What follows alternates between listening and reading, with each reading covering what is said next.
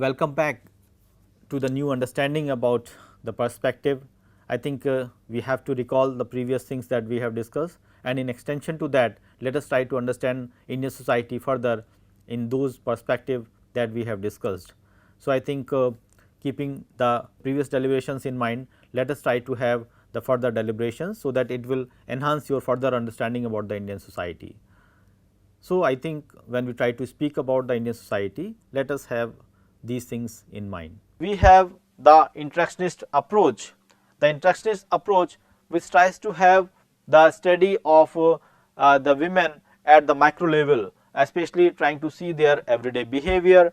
We try to see that how the change topic of conversations are there in that sense as such, how ignored topics are chosen by the women in that sense as such, how to minimize the idea of women in that sense, or how to interrupt the women. Now, these are certain things which the men like to do for the women in that sense as such, that when the interaction is taking place, then how men is going to deal with the women in that sense. Either suddenly the topic may change, sometimes ignoring certain topics in that sense as such. Sometimes we try to see that in the interaction they are being interrupted in that sense as such. So, this is also the way in which we can understand this feminist perspective, that trying to see the behavior and the activities of women during the interaction in that sense as such. So, we can have the interactionist approach also for looking to the feminist perspective, especially when we try to see the contribution of Mead. Mead was basically speaking about the tribal society. One society which has been talked about by Mead was the Arapash, which was basically having that both and male and the females were taught to be expressive. So, it was having the issue of expression which was being open for both male and female. That was the society, type of society in the tribal society, the stage in that sense as well. Then you have the second thing, that is Montgomery. Montgomery basically where both genders were taught to be masculine.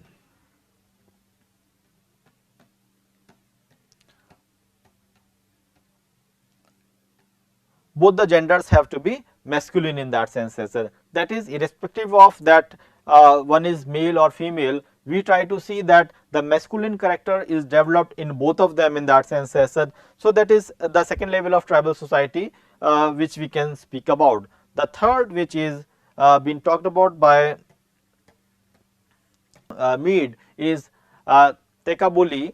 Now, Tekaboli, if you try to see, we try to see that here the society is to be seen from the Western standards, and the basic idea in that sense of course is that male and the female are seen in the opposite roles, like the males are to be seen in terms of feminine and the females are to be seen in terms of masculine.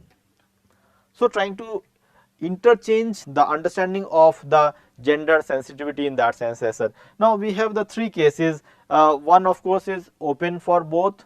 In one case we are trying to have the masculine character, that is the dominant character in both the genders in that sense as well, and in the third case we are trying to just reverse the understanding of the masculine and the feminine. So, this is the thing which can be visible through the interaction in that sense as well. So, Mead was trying to speak about the fact that when we try to speak about the interaction between the men and the women, we can see these aspects which can be seen visible during the process of interaction. And we also try to find out that these aspects are also to be seen in terms of like when we try to speak about the tribal society, can we say that the tribal society was more advanced? And here of course, I was just wanted to say one more thing, like we all know that when we try to speak about the tribal society, one important thing that was there, that is the issue of the bride price. And in the case of the rural and the urban society. In the rural and the urban society, we have the phenomenon which we try to see in terms of the dowry. Now, if you try to see both the things as such, the tribal society which is considered to be less developed or inferior in that sense as such, and there we have the bride price. And the case of bride price, if we know, and that we know also, that the bride price is what, where the husband's party has to give a token amount to the girl's party in that sense as such. So, the male party has to give an amount or a booty to the girl's side in that sense as such, and which is basically seen as a symbol that the women was the part of the division of labor. She was into the production system, but since that production system has been taken off, so the male party is going to provide certain compensation. So, it speaks about the fact that the women's status, their role in their own family is been represented and also is been considered, and the other party, the male party, when they are taking up that particular what you can say support, so they are repaying also, and that basically speaks about the superior status of women, because we try to see that the women are not being paid, rather they are being paid because of their contribution to the family, to the field or whatsoever activities they were doing. On the contrary, if you try to see the phenomenon of dowry, the dowry is basically seen as the girl party is giving certain gifts and the amount to the male party in that sense as such. Now, if we try to see this shift which is taking place, that the tribal society, the respect for the women was more, the respect or dignity, or one can say their contribution was been recognized in that sense as such, and that has been duly compensated. But when we try to see the urbanization, the development of the society, the settlement as such, so then we try to find out that the women are the victim of these particular issue, like we have these notions of the dowry deaths and the killings and all that as such in the name of dowry. So, we try to see that the development has led to the restrictions or the downfall of the status of the women in general as such.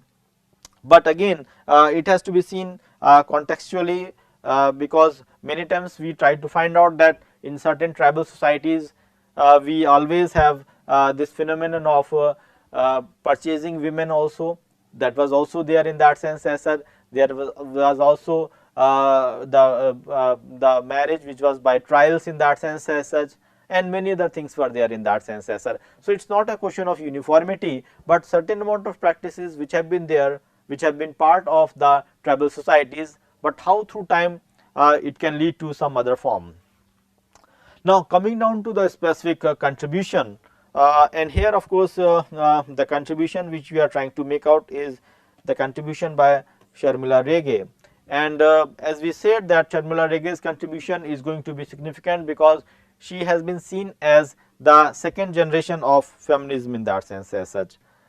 Second generation of feminism which tries to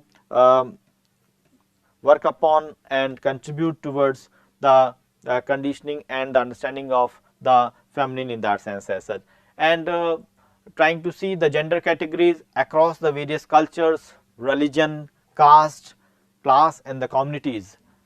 To say a brief about Sharmila Rege, we can say that she was born in the Kolhapur district 1964 and brought up at Pune, where she has an education from Ferguson College and the Department of Sociology, University of Pune, and since 1991 she was the lecturer at Kranti Jyoti Savitri Phule Women's Study Center, and later on part of this Department of Sociology.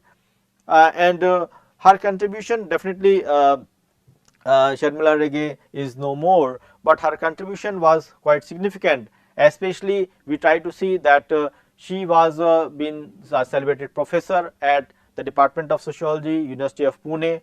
She was also associated with the Indian Institute of Technology, Mumbai for a shorter period of time as professor over there in that sense. she has received the Malcolm Adishia Award for the distinguished contribution in the development studies by the MIDS, that is Madras Institute of Development Studies, in 2006, and also she has been honored with various prestigious positions, honorary director to the Women Study Centers, part of the various committees as such, and her concern was to work for or to work in the interest of women. She has published a lot in the field of gender and sociology, Dalit feminism, and also the social history of the popular culture practices, especially in Marathi and English. And also our contribution is significant in a sense that it basically tries to have everyday understanding about the women's life.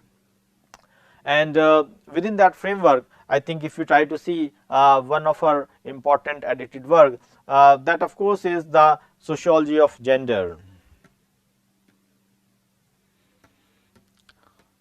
Sociology of gender, which basically is the challenges of the feminist sociological thought. It was from the Sage publication which came in 2003, and another important work that we can talk about with regard to Sharmila Rege's contribution is writing caste, writing gender. Writing caste, writing gender. That was another important contribution by her. And then we have the readings of Dalit women's testimonies, reading of Dalit women's testimonies. That was another significant work that we can speak about. And also she has written on Ambedkar's writing on Brahminical patriarchy, that has been part from this Navayana publications. Now, if you try to see out of many of our work, the prominent work of sociology of gender, I think it speaks about the understanding of gender from a sociological viewpoint. And what she says, that sociology of gender to Rege is one which is constantly been confronted when we try to question upon the location of sociology of women and gender. We try to find out that they have been at the periphery or at the margin of the academic borderland of sociology. So, even the discipline, if you try to see, we try to find out that their voices, their representations, their understanding, they have been basically seen as what you can say at the margin, in a sense that it also has a patriarchal appeal. And in that way, even if you try to see that the discipline itself has been genderized or biased, then what can be the possible outcome one can understand. Especially she tried to identify that the important contributions in the field of Indian sociology, if you try to see, they do not want to accommodate the feminist contributions. That was one strong objection that she was trying to make out, that the feminine contributions are not being taken up seriously or accommodated, and for that she wanted to have certain amount of inclusion, which she tried to see in three broader categories. She wanted the inclusion of the issues related to the women in that sense as such.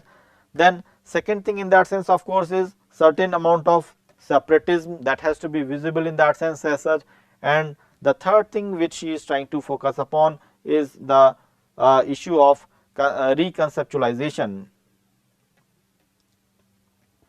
So, the inclusion of the women in the academia, in their contribution in that sense as such, basically which is to be seen in terms of not only the inclusion in a simple sense, rather it has to be seen in a radical way, in which their voices are to be seen in a very strict and a serious manner in that sense as such. Then the issue of separatism, which has to be seen in connection with the fact that the separatism is basically trying to have the gendered identity in that sense as such. Means it is not simply projecting the things on a commonality, rather it has to be seen in terms of the amount of distinctiveness in that sense as such. And the third thing which of course happens to be again important is the sort of reconceptualization. Now, this reconceptualization, if you try to see, the reconceptualization is related to the fact that how we have to have the new terms which have to have certain amount of gender sensitivity in that sense as such. So, the reconceptualization itself requires that the concepts were not properly defined or understood, rather they are understood in a specific patriarchal sense. So, they have also to be dismantled, and we have to have the concept which has to have an intensity and an appeal for both the sexes in that sense as such. And apart from that, she also is having certain amount of pedagogical implications which needs the specific attention.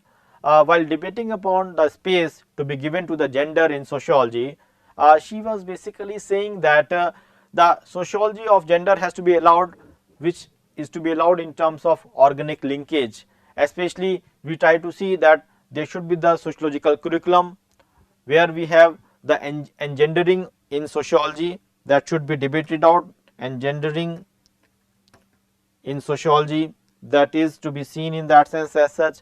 And also we try to see that Breguet tries to have certain amount of pre-institutionalization phase of sociology, pre-institutionalization of pre-institutionalization phase of sociology. That is one thing which is trying to be seen, that we try to find out that this was the time or this was an era where the women's were not been represented much, their voices or their contributions have not been significantly seen. Then we also have the institutionalized phase of sociology, the institutionalized phase of sociology. Now, this institutionalized phase of sociology is yet to have the full recognition, because it has started, it has to come up in that sense as such, where the scholarship generated by the various development processes should incorporate the spirit of women in that sense as such. It tries to raise the issues of the margin itself, the periphery and the center, without diverting the focus of the gender. Means the margins are to be re-understood, the center has to be re-understood, but again it does not mean that periphery should come to the center, rather the periphery which has been understood prior, that has to be seen differently as such. That is how we try to see we can work upon these issues, like the new frontiers of sociologies are to be opened, which try to cater upon the representation of the women in a specific sense. The contribution which is visible in this sociology of gender, it basically tries to have the new thought processes in that sense, the new sociological thoughts which have to emerge. Like we talk about certain names which figured well when we try to see this origin of sociology in India, Iravati Karve, and apart from that we do not have many important contributions which can be seen as the leading figures which has trying to give the direction to the whole notion of the development for the women's representation in sociology. And now we try to see that Sharmila Rodriguez's contribution for developing this sociology of gender has basically led to the new way of looking to the sociology as a discipline. And it is not only that, rather many new scholars that have come into prominence which tries to work upon or which tries to speak about that women are to be represented in a specific way. Like we have very significant contributions which are coming up in the contemporary Indian writings in that sense as such. I think Professor Sujata Patel's contribution definitely, and her representation as the president of the Indian Sociological Society, that is definitely a remarkable phase of the development and the presence of the women in the national and the international framework. And beyond that, we also try to see that the women's, when they are occupying the specific positions, academic positions, definitely it will have certain concern for writings and the development of the sociology in a specific framework, and that has to be seen in that particular light. And we try to see this whole notion of feminism in India, we try to have the new set of movements which are coming up, especially we try to have various socio-cultural, political and the economic movements which tries to give the equal opportunities for women in India. In that sense, as such, there was a plea for what I can say, the equal wages, gender equality in that sense, as such, equal work, right to work, and also the equal wages. We have the right to access to the health and the education system, the equal rights for the political participations. So these are certain things which are to be seen as the what I can say, the spaces which are to be filled up with the presence of women. The Indian feminists also have fought against their own culture. Sometimes when we have the fight against others, it is easy to fight, but when we have to fight with ourselves, with our own, then the fight becomes troublesome, because then how we have to catch hold of our oppositions, that is going to be an important issue.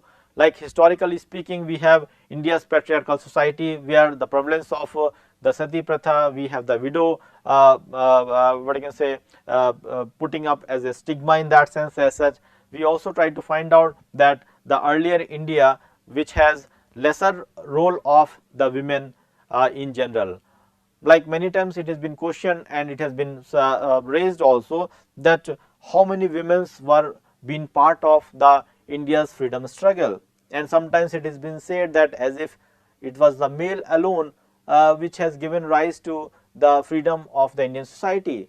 But on the contrary, we try to see that there is also the contribution of the women with regard to the freedom struggle, but their representation or their concern or their attempts for reforming and also for freeing India, that is not taken up in a broader panorama. So virtually we have to see that how the space, the public space, has to be not only re-understood, rather it has to be reconstructed in that sense, as such, which can have a better appeal, where we will have the opportunities for equal representation, and their justification should also be considered, so that we can have a better understanding about the Indian society.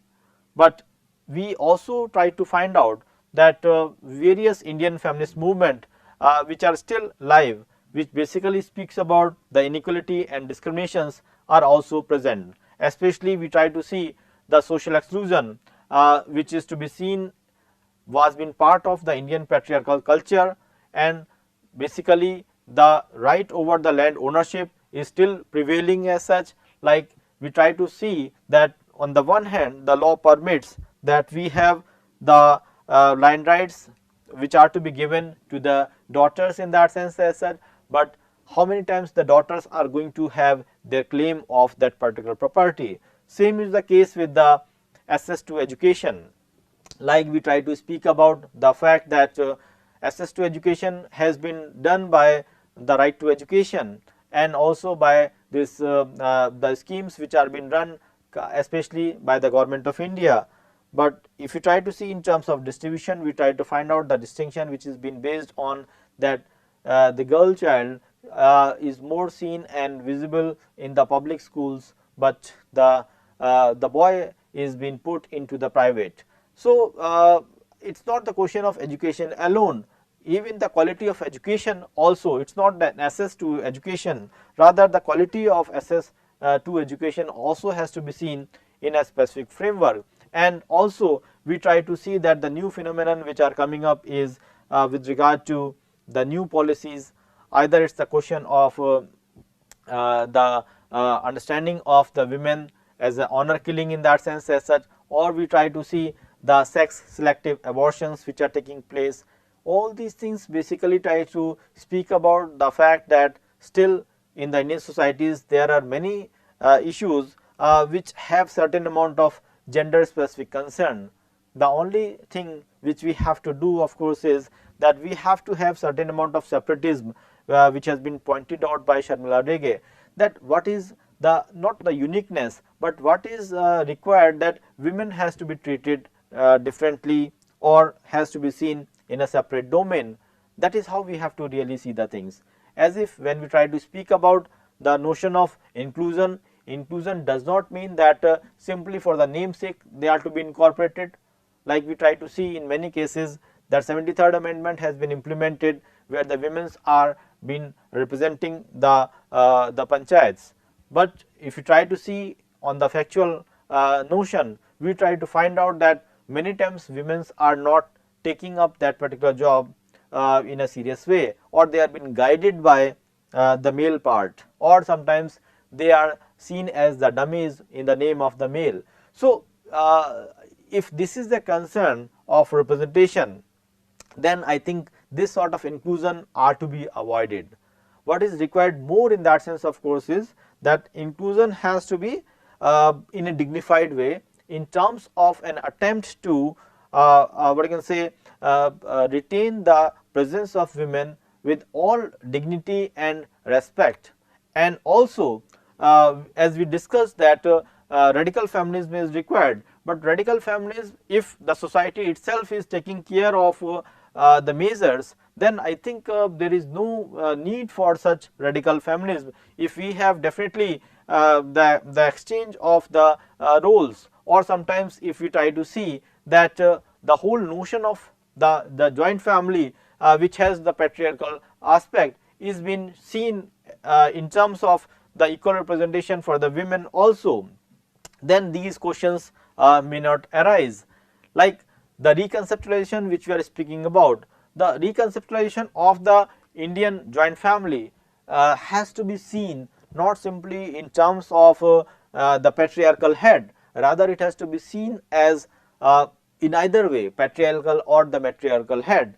Like we have the matrilineal which has been part of our society in specific cultures also, where we see that the women are the controller of the property and the other issues in that sense as well.